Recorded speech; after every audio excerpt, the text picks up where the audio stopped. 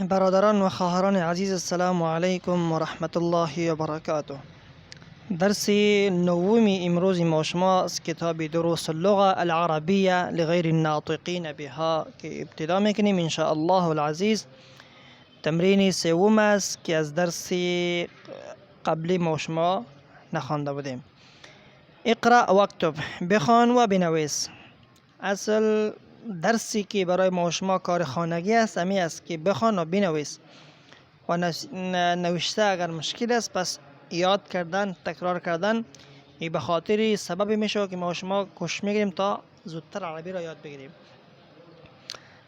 نمبر 1. من این فاطمه؟ فاطمه از کجا است؟ هی من الهند. ببینید که فاطمه مؤنث است، از این خاطر هی آمده.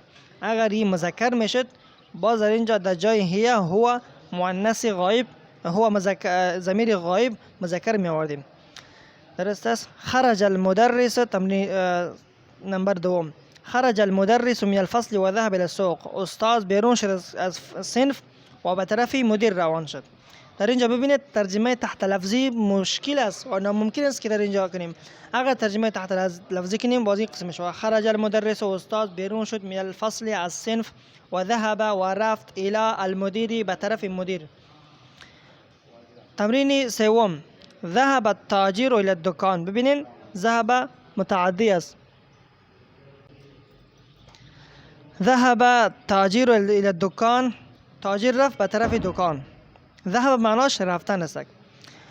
تمرین نمبر 3. خرج حامد من الغرفة و ذهب الى الحمام. حامد بیرون شد از اتاق و به طرف حمام یعنی غسلخانه روان شد. نمبر 5. من خرج من الفصل؟ از صنف کی خارج شد؟ خرج الطالب من المدرسة و ذهب الى السوق. طالب از مدرسه بیرون شد و به طرف بازار روان شد، به طرف بازار رفت. خدیجه من الصین و خالد من الیابان. خدیجه از چین است و خالد از ژاپن است. یابان ژاپن میگه به فارسی. تمرین 4 است که از امی درس این را هم میخوانیم همچنین. ضع فی الفراغ فيما یلی حرف جر مناسبا. میگه در جای خالی میگه حرف جر بانید، میگه مناسب و مطابق هر جمله به مناسب همون جمله حرف جر را که از شما بانید. میگه در جا تا کتاب 4 نوشته کرده باز با طور یو بانید. من الی فی علا. من از الی تا، فی در، علا بالا. این معنایش بود. الکتاب، الکتاب پیش خالی است، باز بعد میه المکتب. چی استعمال میکنیم؟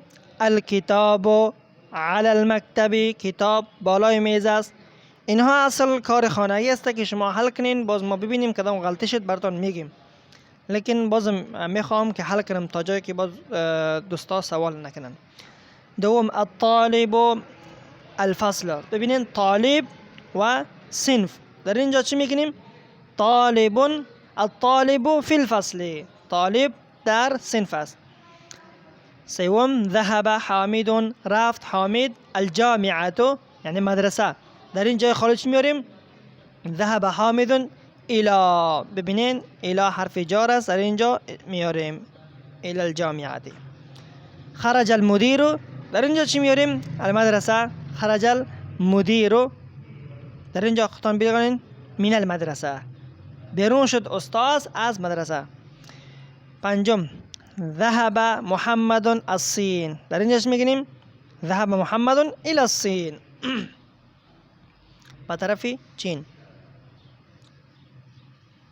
یابان. در اینجا یابان گرفته است. در اینجا یک جمله از پیش خطان میگه جور کنید. مثلا یابان ببینین پیش خالی است، در اینجا از پیش خود میگه جمله جور کنین. چه قسم جور میکنین؟ الیابان یعنی ژاپن.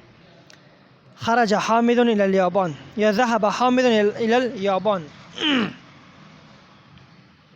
الکلمات الجدیده. ببینید کلمه های جدید. در این درسی که ما شما خواندیم چقدر کلمه هایی که نو آمده آن را بیان میکند. المدرسه مدرسه، الفصل صنف، الحمام حمام یعنی جای غسل خانه، همچنین به فارسی حمام میگیم. المرحاض تشناب، المطبخ آشپزخانه. الغرفة اتاق. الجامعه جامعه آن جرمه که بسیار طلبا درس بخوانه و جای کلان باشه بوده باش آن را میگه. طلبا شب بیسته و روز هم درس بخوانه آن را میگه، جای کلان باشه. مدرسه و مسجد همچنان. السوق بازار. الیابانو که به فارسی ژاپن و همچنان استعمال می شود. الصین چین. الهند هند. الفیلیپین فیلیپین. المدیر مدیر. ذهب رفت. خرج بیرون شد. ببینید اینجا که در خانه پایانگی خرد خانه است نه، فی علا من الی، اینها حروف میگه که من حروف الجر، اینها از جمله حروف جار است. فی در، علا بالا، من از، الی تا، اینها معنای این حروف های جر بود که برایتان ما بیان نمودم. پس از الله تعالی توفیق خواهان هستم که من و شما در این درس‌ها کوشش کنیم تا جایی که طاقت توان داریم وقتی فرصت یافتیم درس‌ها را یاد کنیم، انشالله به خاطر رضای الله تعالی باشد، نه به خاطر کدام فایده و مفاد دنیاوی. که کسی که اگر درس عربی، زبان عربی را یاد بگیره حتی اینکه این قدر کنیم که تا ما و شما قرآن کریم را به معنای خوب که از یاد بگیریم، همچنان یک کتاب عربی پیشتان می، یک حدیث می آید از آن یک مطلب و مفهوم که از پیش خودتان اخراج کرده بتوانیم ان شاء الله العزیز. بارک الله فیکم. السلام علیکم و رحمت الله و برکاته.